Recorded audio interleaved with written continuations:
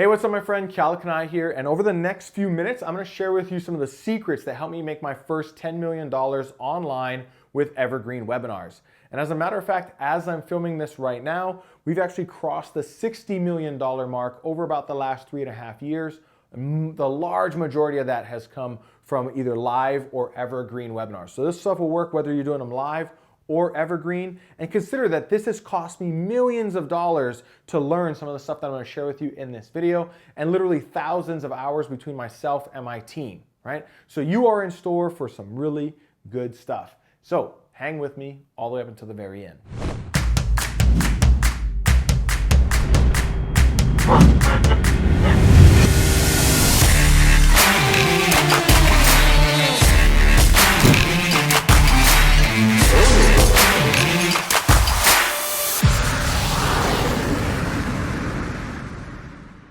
All right, so we're talking about webinars right now. Before I go ahead and get into the content really quick, I just want to remind you, take a moment to subscribe to the channel, right? Click that little bell notification. Make sure that you get notified when we drop future videos. If you have questions about webinars, if you're doing webinars, if you're struggling with a webinar, if you're struggling to get it to convert, drop some comments in the chat. Let me know. Right, so I can drop future videos on you to help you do better with your webinars. And just let us know if you like the content, right? If you're loving the stuff. So generally speaking, if you like it, like it. It just seems fair, doesn't it?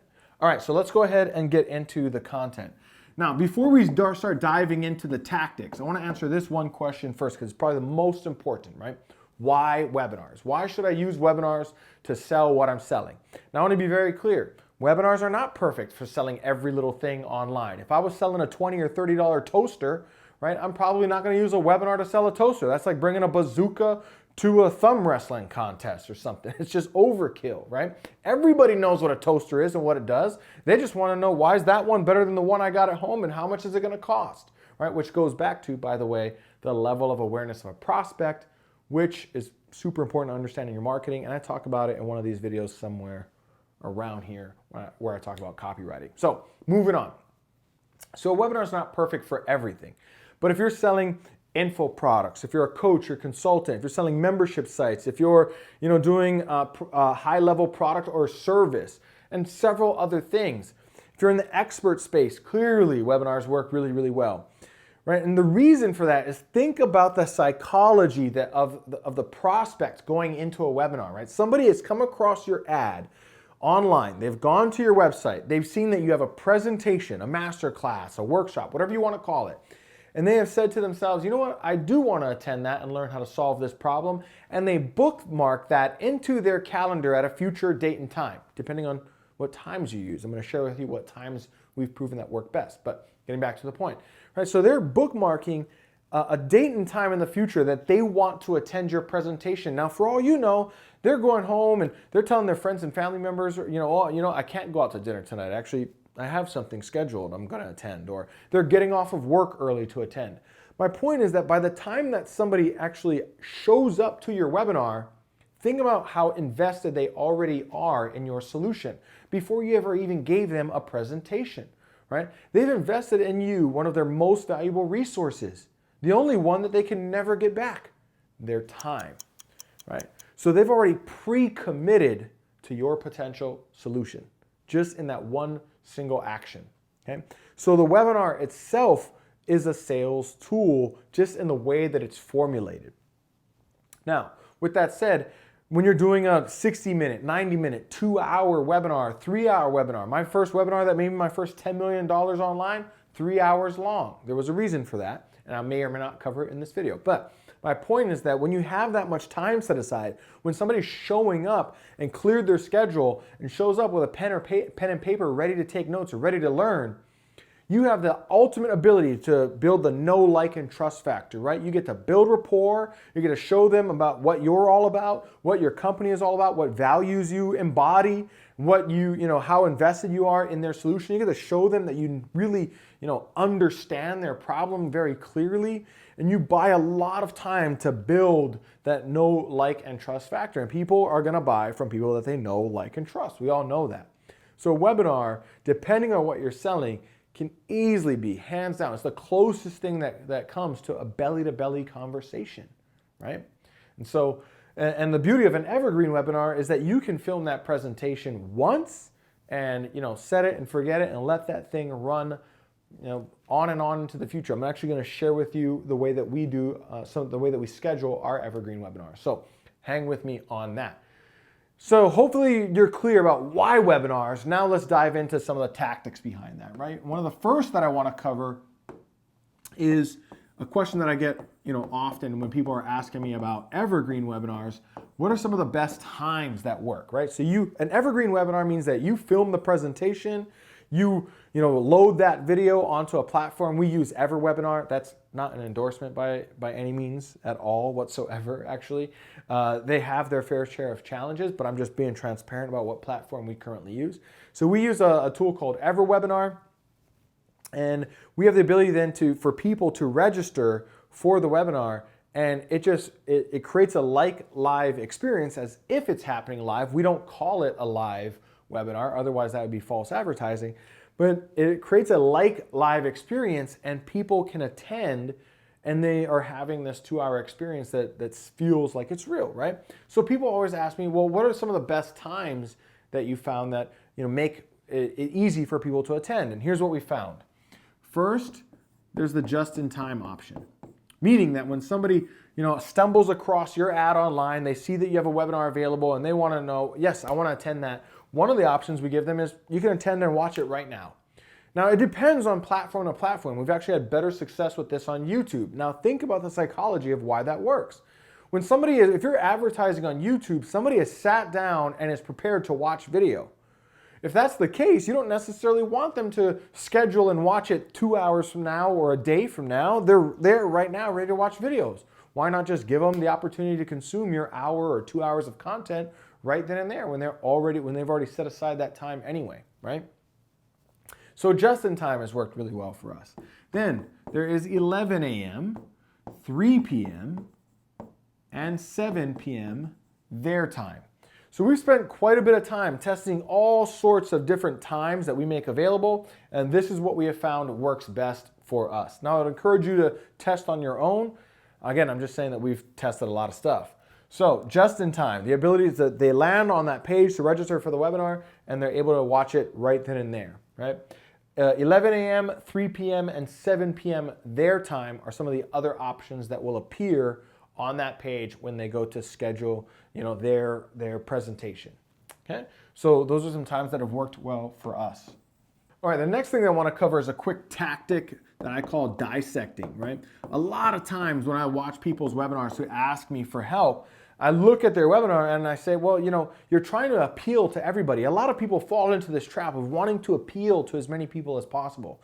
And actually what I do in all of my webinars is I am dissecting my audience right out of the gate, right? This seems counterintuitive. We think that in order for us to generate a sale, we need to be, be likable to everybody who attends. But the truth is that in order for you to be likable by your perfect prospect, you're also going to be unlikable to other people.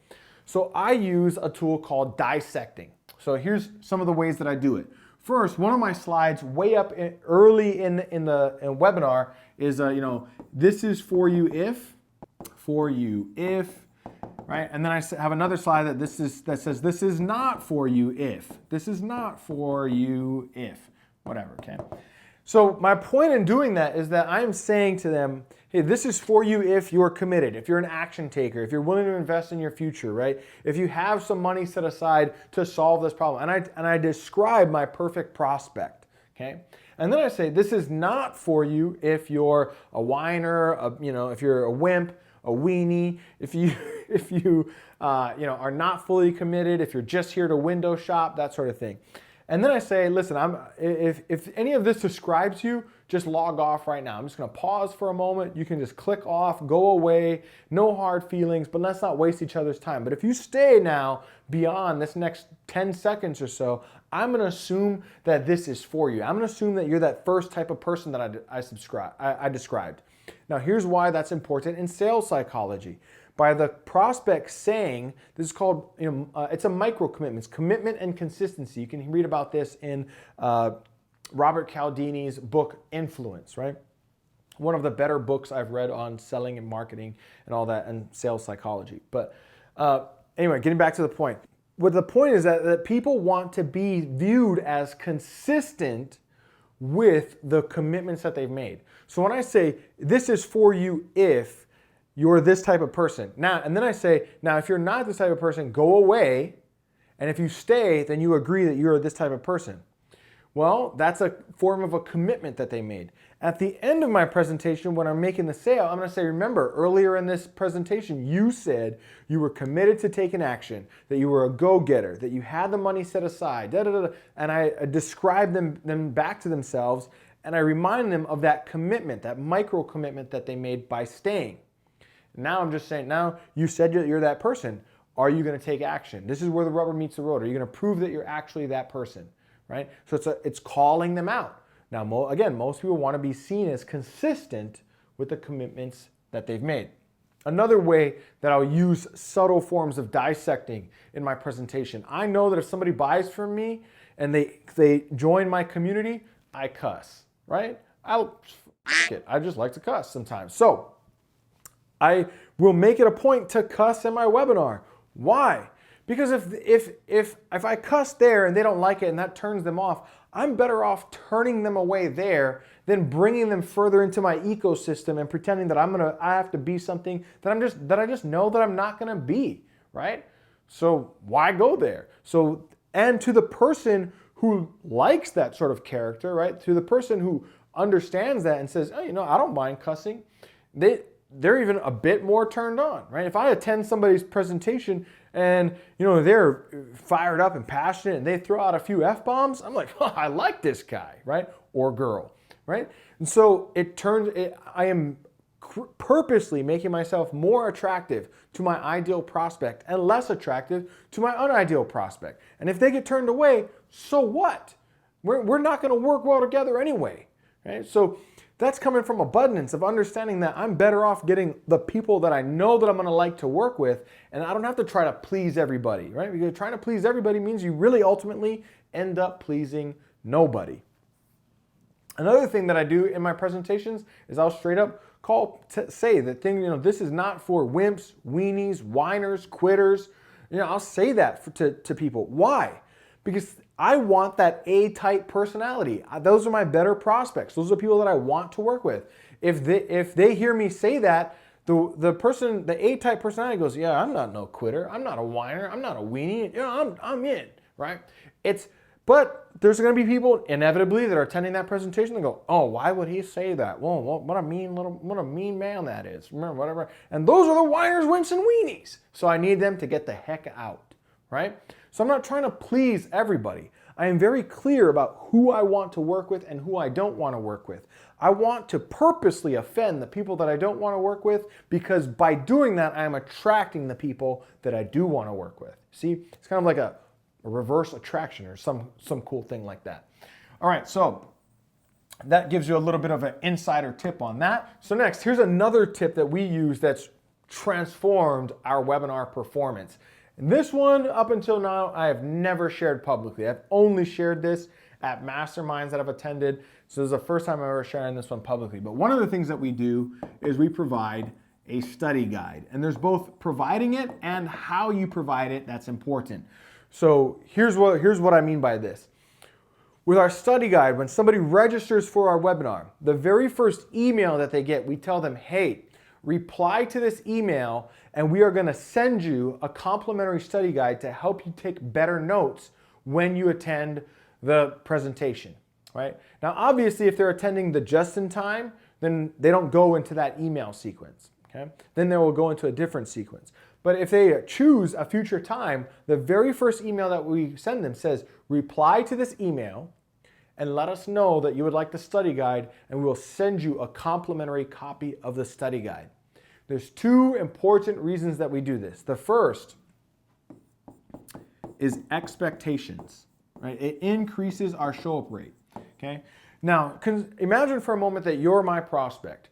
You have just booked a date and time in your calendar to attend my masterclass, my presentation. And then you get an email that says, hey, just reply to this email and we'll reply back and we'll send you a study guide.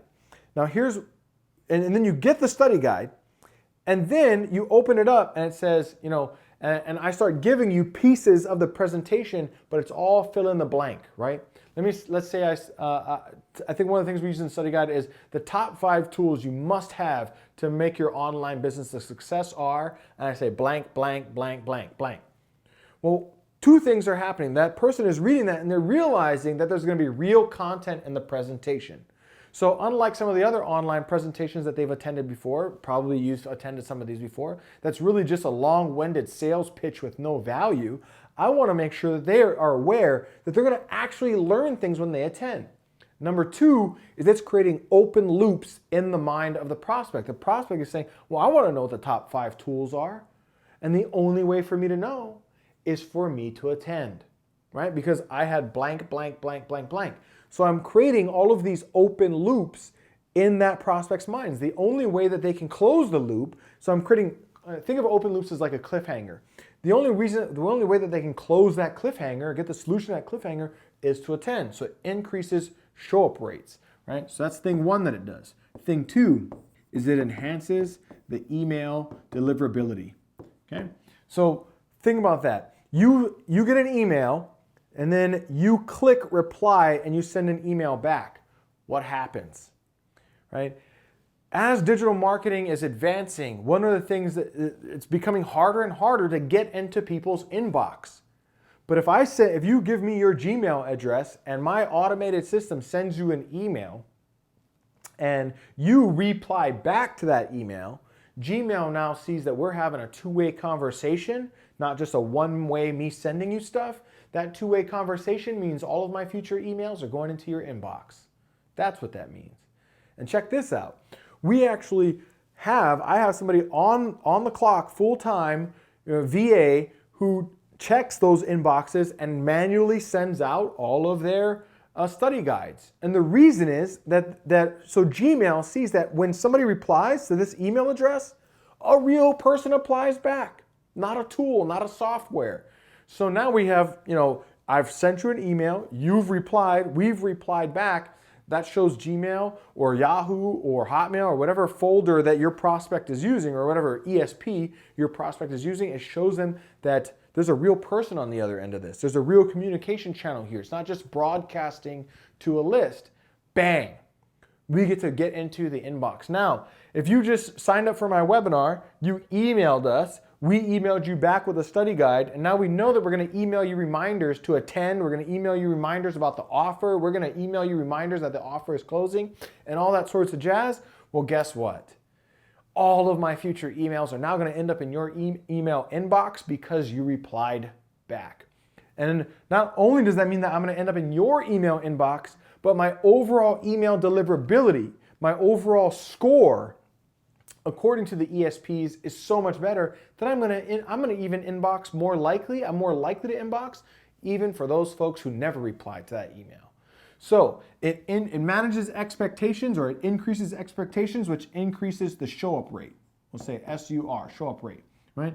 And it increases our email deliverability, making our email marketing more effective over time.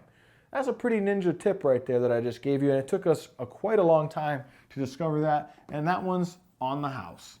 All right, so this next one is going to be about breaking beliefs. Okay, so breaking beliefs. People always ask me, what should my content be about? What should I present in my webinar? Okay, you want to give people value. You want to make sure that, people are going to buy what you have to offer because they think that you can make their life better. And the best way for you to prove that to them is to make their life better right now. That's absolutely the best way to do it. And if you can provide real value in your webinar, you are going to crush it in that sense. Okay? You are going to show them that, if by giving them real value, you're already bettering their life, you're already giving them some of the solutions to their problems.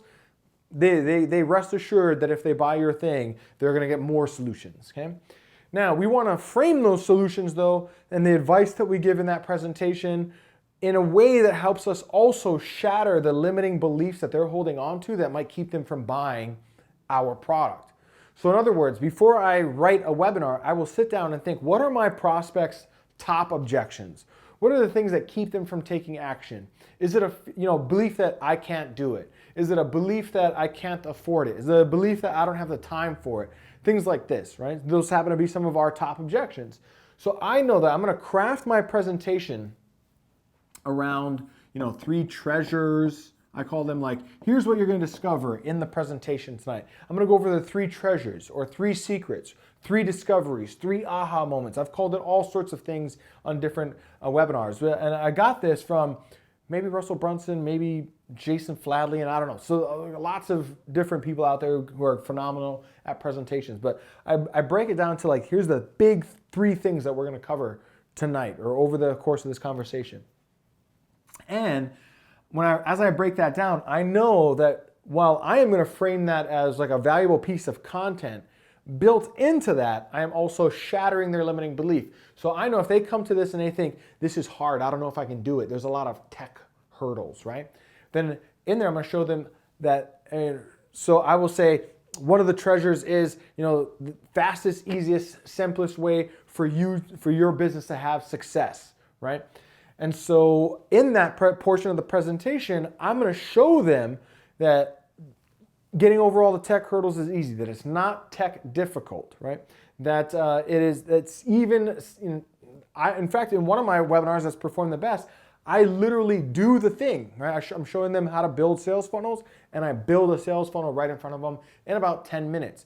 The reason being that they can see that it's easy. They can see themselves doing it. So I'm shattering one of the beliefs, right? If they say that they can't, one of their beliefs is that they don't have the money, I'm going to show them how it's in my 3 treasures, right? The 3 things that I cover, I'm going to show them how it's costing them money not to have it, right?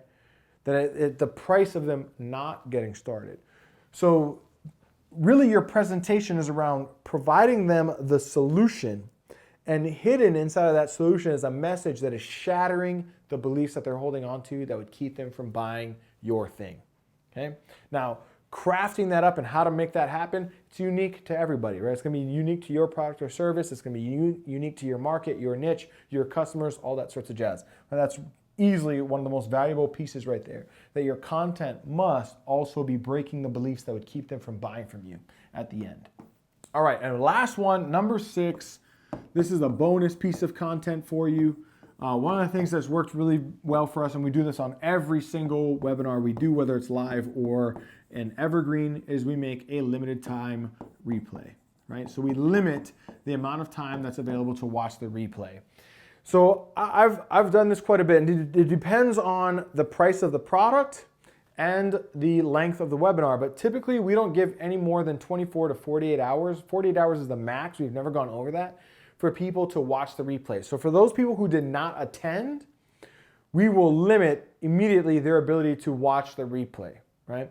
Why? Because urgency will drive action, right? If I just say, hey, you missed it, you weren't able to attend, go ahead and watch the replay. I've just put it up on this page. You can go ahead and watch that anytime. You're not gonna move with urgency. You're gonna say, I'll watch it this weekend. And eventually, your desire to consume that thing will diminish over time, right? But if I say, hey, you missed yesterday's training, but no problem. It's going to be up until midnight tonight. Go watch it before I take it down. Well, now you got a time limit. Now you're going to say, oh, I've got to weigh that out with all the other things I got going on, but I only have until midnight tonight to watch it.